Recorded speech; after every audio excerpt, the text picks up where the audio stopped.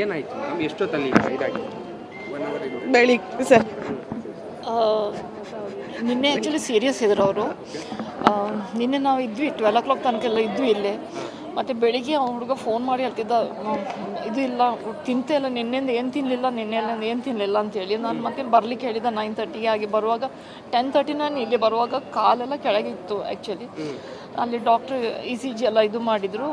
ಹೇಳಿದ್ರು heart beat ಇದ್ದಾರೆ, heart beat ಸ್ವಲ್ಪ ಸ್ಲೋ ಆಗಿದೆ, ಹಾರ್ಟ್ ರೇಟ್ ಅಂತ ಹೇಳಿದರು. ದೆನ್ ವಿದಿನ್ 5 minutes ಅವ್ರು ನನಗೆ ಬಂದು ಹೇಳಿದರು ಪಾಸ್ಟ್ 10:15 he left us. ಎಷ್ಟೊತ್ತಲ್ಲಿ ಅವಾಗ 5 minutes, ನಾನು 10:39 ಇಲ್ಲಿದ್ದೆ. ಸೊ ನಾನು ಬರುವಾಗಲೇ ಸ್ವಲ್ಪ ಕಾಲೆಲ್ಲ ಕೆಳಗೆ ಬಿದ್ದಿತ್ತು, ನನಗೆ ಸ್ವಲ್ಪ ಟೆನ್ಷನ್ ಆಗಿತ್ತು.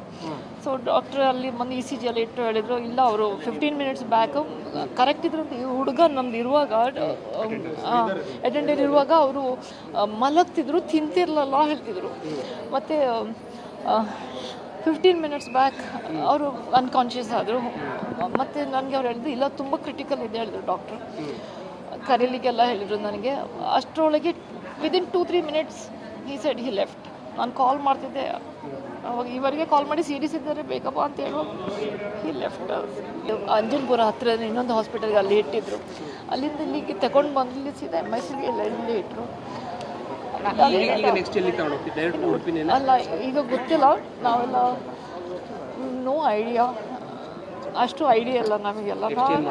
ಹೌದು, ಯಾಕಂದರೆ ಎಲ್ಲರಿಗೆ ಇನ್ಫಾರ್ಮ್ ಮಾಡಬೇಕಾಗ್ತದೆ, ಯಾರಿಗೆ ಹೇಗೆ ಮಾಡೋದು ಗೊತ್ತಿಲ್ಲ ನನಗೆ.